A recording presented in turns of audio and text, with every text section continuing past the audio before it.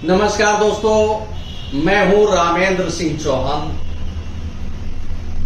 भारत का यानी अपने देश का सबसे अधिक खूंखार, सबसे अधिक खतरनाक आपराधिक गिरोह कौन है, कौन सा है, यह एक सवाल उठते ही आपके जहन में बहुत सारे नाम आ जाते हैं। लेकिन आप नहीं जानते होंगे कि भारत का यानी अपने देश का सबसे अधिक खूंखार, खतरनाक आपराधिक गिरोह कौन है।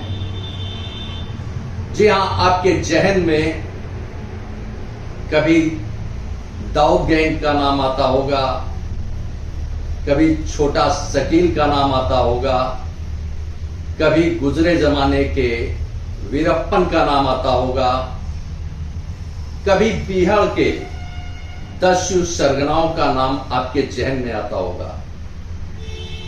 लेकिन यह हकीकत नहीं है, यह आपराधिक गिरोह है। लेकिन इनसे भी बड़ा एक आपराधिक गिरोह है जिसे मुख्तार अंसारी गैंग या मुख्तार अंसारी गिरोह के नाम से जाना जाता है।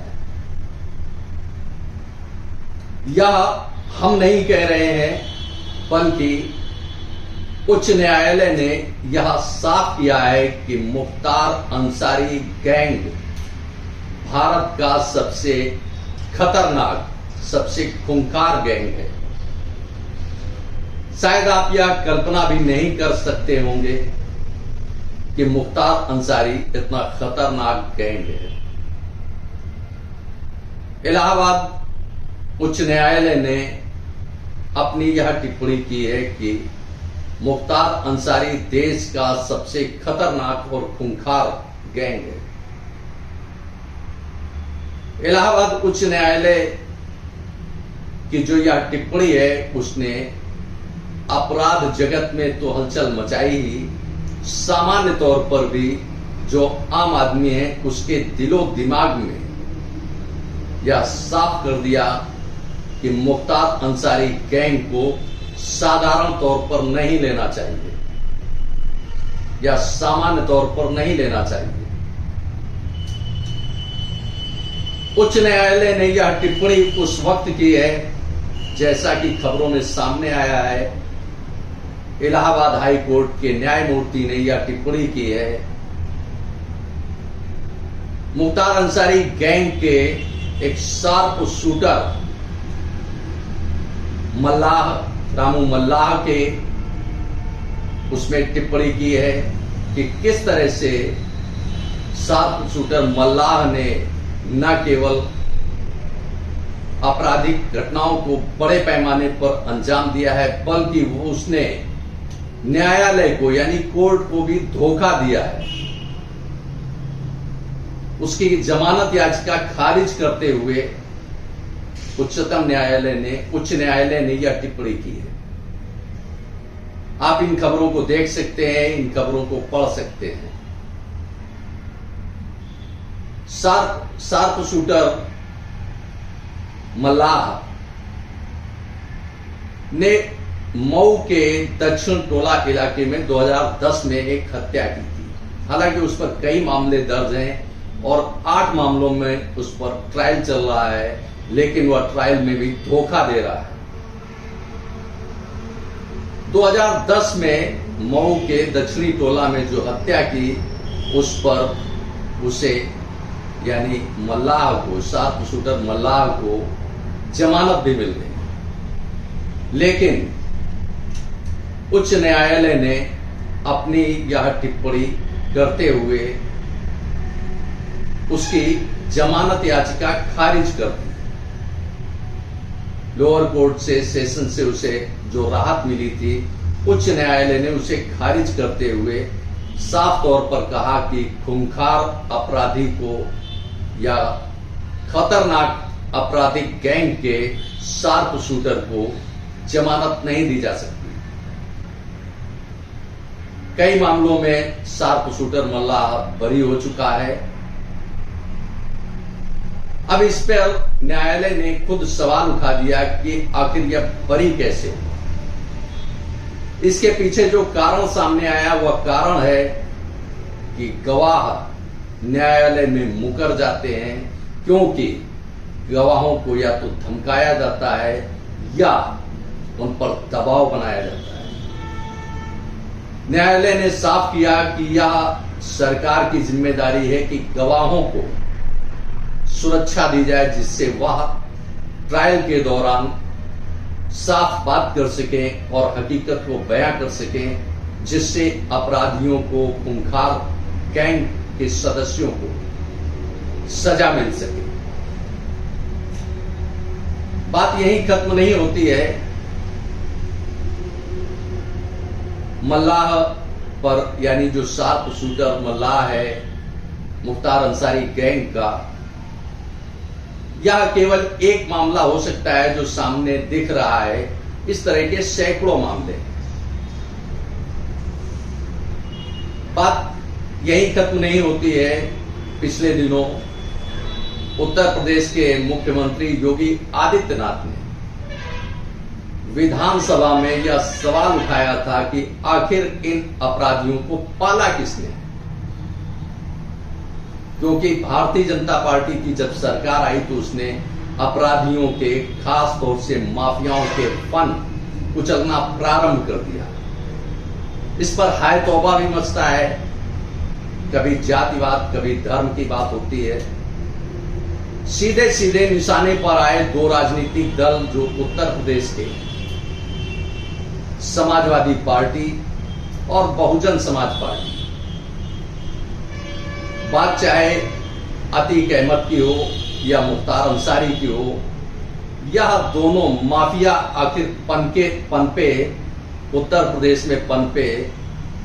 उनका साम्राज्य एक तरह से उत्तर प्रदेश में कायम हुआ, यानी माफियाओं की दबंगई का साम्राज्य उत्तर प्रदेश में कायम हुआ। तो वह काल था समाजवादी पार्टी के शासन का, बहुजन समाज पार्टी के शासन का। क्योंकि चाहे वह बहुजन समाज पार्टी हो या समाजवादी पार्टी हो, इन दो बड़ी पार्टियों के, जो क्षेत्रीय बड़ी पार्टियां हैं, इनके संरक्षण में, इनके कार्यकाल में, इनकी सरपरस्ती में ही मुख्तार अंसारी और अतीक अहमद सांसद भी बने, विधायक भी बने और इनके परिवार को एक राजनीतिक आभा मंडल दिया गया। अब एक और बड़ा सवाल उठता है कि क्या जिस तरह से उच्च न्यायालय इलाहाबाद उच्च न्यायालय ने टिप्पणी की है कि मुख्तार अंसारी देश का सबसे खूंखार खतरनाक गैंग है, यह टिप्पणी साधारण नहीं है। इसे गंभीरता से लेना चाहिए समाज को। अब इसी के साथ सवाल उठता है कि क्या समाजवादी पार्टी या बहुजन समाज पार्टी अपने इस कलंक को धो पाएगी, क्योंकि संरक्षण या सरपरस्ती मिली इन अपराधियों को, इन खूंखार अपराधियों को तो बहुजन समाज पार्टी और समाजवादी पार्टी से ही मिली। इन्हीं की बदौलत वह सांसद बने, विधायक बने और सत्ता पर अपनी धमक दिखाई। क्योंकि जिस तरह से यह सामने आ रहा है, उच्च न्यायालय की जो टिप्पणी है वह बेहद गंभीर है। क्योंकि अपराधी को अगर राजनीतिक संरक्षण मिल जाता है तो उसको सजा देना काफी मुश्किल होता है। बात यही खत्म नहीं होती है। समाजवादी पार्टी के राज्यसभा सदस्य प्रोफेसर राम गोपाल यादव ने अभी हाल में टिप्पणी की कि अतीक अहमद के बेटे की हत्या की जा सकती है। अब सवाल यह उठता है कि अगर उत्तर प्रदेश सरकार, उत्तर प्रदेश शासन अपराधियों के खिलाफ कार्रवाई कर रहा है, तो पेट में दर्द ऐसे नेताओं के क्यों? बात यही खत्म नहीं होती है। जब उमेश पाल हत्याकांड हुआ यानी उमेश पाल की जब हत्या हुई प्रयागराज में, तो उसी राजनीतिक दल ने विधानसभा में कानून व्यवस्था को लेकर हो हल्ला मचाया। तो इससे समाजवादी पार्टी का दोहरा चरित्र दिखता है कि एक तरफ तो वह माफियाओं को संरक्षण देते हैं, दूसरी तरफ कानून व्यवस्था पर सवाल उठाते हैं। आम जनमानस को, चाहे वह उत्तर प्रदेश की बात हो या बिहार बंगाल की बात हो या राजस्थान की बात हो, मध्य प्रदेश, कई देश के किसी भी प्रांत की बात हो, यह एक वानगी दिखती है राजनीति की। एक उदाहरण दिखता है। देश भर में ऐसे हालात हैं जिन पर देश की आवाम को, देश की जनता को गंभीरता से विचार करना चाहिए कि आखिर अपराधियों को संरक्षण कौन देता है और अपराध में पिसता कौन है। यह एक बड़ा सवाल उठता है देश के सामने। अगर केंद्रीय एजेंसियां देश में भारतीय जनता पार्टी की सरकार है और देश के प्रधानमंत्री हैं नरेंद्र मोदी, भारत सरकार अपराध पर नियंत्रण के लिए फॉरेंसिक जांच के सिस्टम का दायरा बढ़ा रही है, तो वहीं पुलिस को हाईटेक करने की भी कोशिश हो रही है। अब एक बड़ा सवाल उठता है कि अगर राजनीतिक दल अपराधियों को संरक्षण देंगे तो क्या यह सिस्टम काम सही ढंग से कर पाएगा। भले ही पुलिस कितनी भी हाईटेक हो जाए, लेकिन उसे शासन सरकार के आदेश तो मानने ही पड़ते हैं, क्योंकि उनकी बदौलत ही, यानी शासन और सरकार की मंशा, उनके आदेशों का पालन करना मातहत का उत्तरदायित्व होता है, उसका कर्तव्य होता है। शैलेंद्र सिंह जैसे अफसर जो अपना सब कुछ दांव पर लगा देते हैं, लेकिन उनका दर्द समझना आसान नहीं होता है, क्योंकि राजनीति ने जिस तरह से संरक्षण दिया अपराधियों को, वह उदाहरण उत्तर प्रदेश में सामने आता है। बात चाहे मुख्तार अंसारी की हो या अतीक अहमद की हो या किसी भी अन्य आपराधिक गिरोह की हो, क्योंकि राजनीतिक संरक्षण के बिना कोई भी अपराधी फल फूल नहीं सकता है, पनप नहीं सकता है। बात चाहे उत्तर प्रदेश की हो या महाराष्ट्र की हो, मध्य प्रदेश की हो या राजस्थान की हो या बिहार बंगाल की हो, राजनीतिक संरक्षण ही अपराधियों को बुलंदी देता है।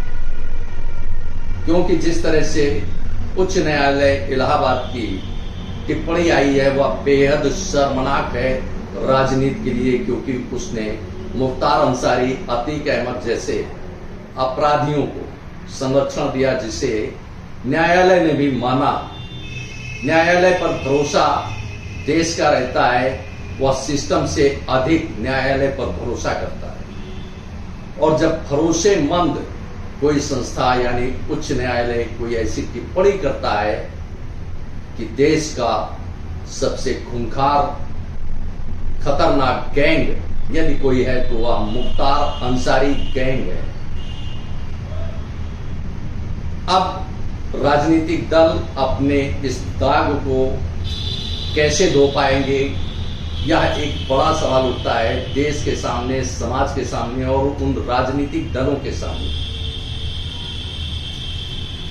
क्या इससे राजनीति कोई नई करवट लेगी, या जिस तरह से पूरा सीन चल रहा है उसमें आपराधिक घटनाएं, अपराध कम होगा, यह भी एक बड़ा सवाल उठता है। क्योंकि अपराधी के खिलाफ अगर कोई कार्रवाई होती है तो विपक्ष अपने हितों को ध्यान में रखकर चीखना चिल्लाना शुरू कर देते हैं, क्योंकि उससे उनके हित प्रभावित होते हैं। आपने इस वीडियो को देखा, आपको यह वीडियो कैसा लगा कमेंट बॉक्स में हमें अवश्य बताएं।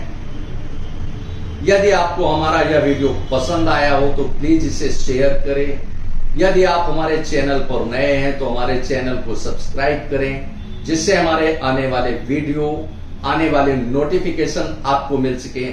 दोस्तों, वीडियो को लाइक करना ना भूलें। आप लाइक करते हैं तो हमारा प्रोत्साहन होता है, हमारा मोटिवेशन होता है।